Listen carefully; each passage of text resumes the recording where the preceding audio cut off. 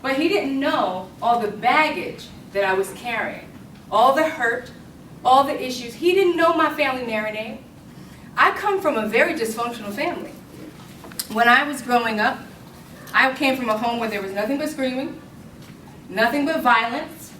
My father had a death wish, literally, and he constantly dreamed of his whole family dying in the mountains somewhere. We were raised in Colorado.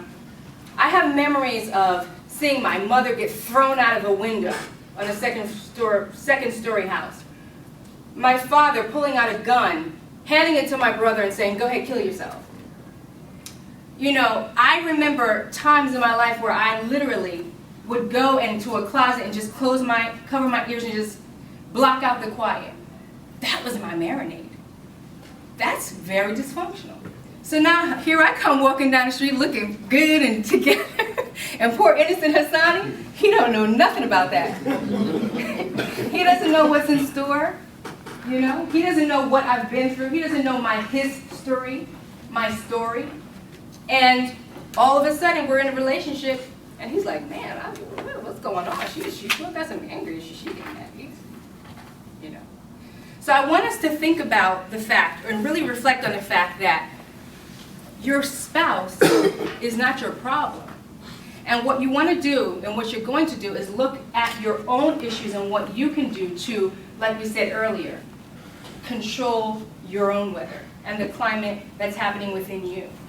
It starts with a relationship with Jesus Christ. That's where it starts. That's where my healing came. That's where the transformation takes place. But you really need to realize that I don't care what your spouse is doing, you are in complete control of your reaction. And if you're not in complete control of your reaction, you need to submit them over to Christ and let him help you with those things. So what we're talking about is personality-based communication, all right? So oftentimes when you're dealing with communication, oftentimes you take the fundamentals. And we can talk about the fundamentals. And what I want you to do is write this down. Where's that marker at? Okay. All right, okay. That one's right. When you're thinking about communication, there's three components, all right? First, you have your words, right? Second, your tone. There you go. Third, body language.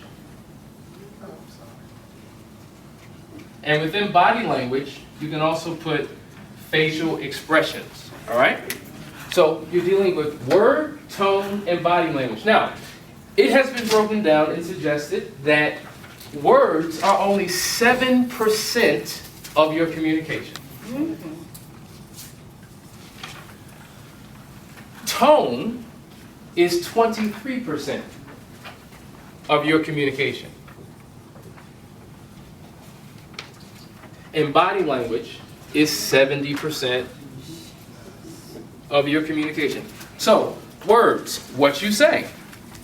Tone, how you say what you say.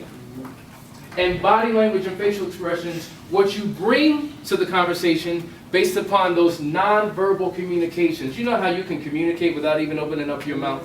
All you need to do is look a certain way. All you need to do is hold your posture in a particular way.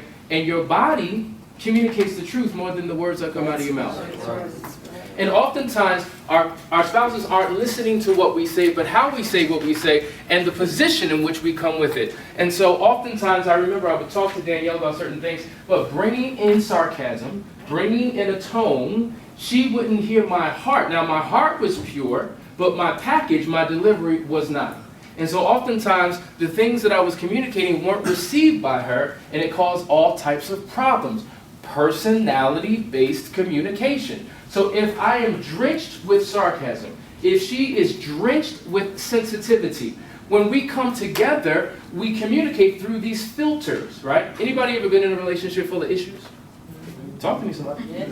Think about the word issues. It's you. You're the one with the issues. And you brought these issues into your relationship, and they kind of affect how in which you communicate. So at the end of the day, when you're dealing with relationship mathematics, and I remember we talked about this in February at the Valentine's Day thing, the lowest common denominator in every relationship that you enter into is you. Why? Because you take you everywhere you go. So if you go from one bad relationship to another bad relationship to that third bad relationship, what we wind up doing is pointing the finger at everyone else, not realizing that when you point the finger, there are always 3 fingers pointing right back at you. So in essence, you have to look at yourself 3 times as hard as you do the other person. You have to look at the plank in your own eye rather than the speck within someone else's.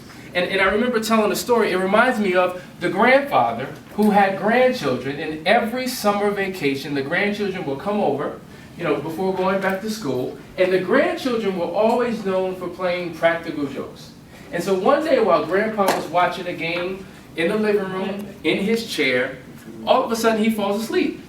And so the grandchildren say, we got to play a practical joke on Grandpa because he just fell asleep. And they're like, yeah, let's figure out what we can do. So they start looking all around the house, trying to figure out what they can do to get Grandpa. Well, they wind up in the kitchen. And so they open up the refrigerator, and they're looking around, and all of a sudden they grab a piece of Limburger cheese. Now, has anybody ever heard of Limburger cheese before? Have you ever tasted Limburger cheese? How many have tasted it? 2 brave souls. How many have smelled it? It's probably one of the worst smells that you could ever have for food, right? So they took this piece of Limburger cheese and snuck up on Grandpa and stuck it in his mustache.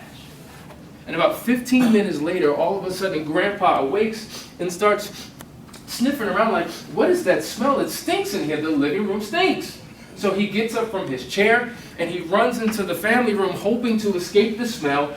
He's in the family room, he takes another big inhale, and he says, the family room stinks, this smell is following me, I gotta get out of here. So he races out of the family room, through the living room, into the kitchen, hoping to once again escape the smell, takes another big inhale, and says, the kitchen stinks, it must be something in this house. So he said, I gotta get out of here. So he makes a beeline to the front door, opens up the screen door, steps outside, hoping to breathe in some fresh air, takes another big inhale, and says, the world stinks. But the reality was, it wasn't the living room that was stinking. It wasn't the family room or the kitchen that was stinking. It wasn't even the world. What was stinking is what was attached to him. And oftentimes we have things that are attached to us that are stinking and funky and rancid. And what happens is when you've been smelling long enough, all of a sudden your nose begins to adjust to the scent, so much so that you don't even smell yourself anymore. But everyone else around you can smell your scent. Everyone else around you can see your issue. How many of us walk around in relationships and we are just oblivious to our own selves? That even when our partner points out what's wrong with us, we can't see it, we don't acknowledge it, we don't do any of that. But your partner is nothing more than your mirror. Your partner is the one who shows you who you are, because when you look with these physical eyes, you can only look outward, right? So if we're looking outward towards our partner and our partners are looking outward towards us, they can see things that you don't see. And so the type of vision that you need is more of a spiritual vision. You need more of a discernment. You need to use your mind and to begin to reflect on who you really are and what issues you're bringing into the relationship. Because if you don't work on you, you will continue to have communication problems. So as it relates to communicating better, the number one way to solve communications in your marriage is to work on you. Stop trying to work on the relationship. Because if you continue to try to work on the relationship, you're working on something outside of yourself. And if you're working on something outside of yourself, no true change happens. There's a quote that says, men are often anxious to change their circumstances, but are unwilling to change themselves. They therefore remain bound. We want to change our finances, but are unwilling to change ourselves. We want to change our careers, but we're unwilling to change ourselves. We want to change our marriages, but we're unwilling to change ourselves. And therefore, we remain bound. So you can work on something outside of yourself, but all you're doing is adjusting and manipulating and trying to fix behaviors, if you will. But it is not until you begin to work on the core of who you are that the behaviors will ultimately change. So in our marriage, with all of our communication issues, when I began to self-reflect, look inwardly, and began to work on me, all of a sudden the relationship began to change. So you don't like what your partner's doing, you don't like what they're saying, and so your number one objective is to change him, to change her.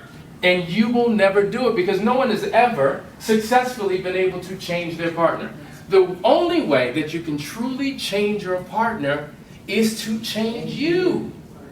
Because when you change you, you force your partner to adjust to your change, thus making them change. So if they do something you don't like, rather than saying, stop doing this, stop doing that, stop the reaction or the response that you typically have. Create another one. Because when you create another reaction and behavior, you're forcing them to deal with you in a different way. For instance, if you constantly have arguments, as an example, and your philosophy is, you know what, I've got to have the last word, because I've got to be right. And you know that once you do that, if he has that same posture or if she has that same posture, the conversation never ends. The argument never ends. But when you begin to stand on principle and create certain relational codes of ethics within yourself and make a decision as to what you're not going to do or what you're going to begin to do, they have no option but to respond differently or to act differently because a change took place within you. Does that make sense? Yes. And when that happens, it changes the dynamic of the entire relationship. And I told you a little bit about my marinade that, I only told you a little bit, but I came from severe dysfunction. So as I got to learn my husband over the years, I realized, man, he wasn't really all that bad after all. Because a lot of he's very expressive in his face. And I would just take that as an insult. Like, don't look at me, like, you're gonna look at me like that? And that means you want war, And I didn't realize that that was just the way that he spoke. And a lot of times because I was oversensitive. And that was an issue that I had to work on. Of course I'm oversensitive. I've seen the worst. Violence in my home. Everybody wants to attack everybody. That's just the way that I grew up thinking. Like,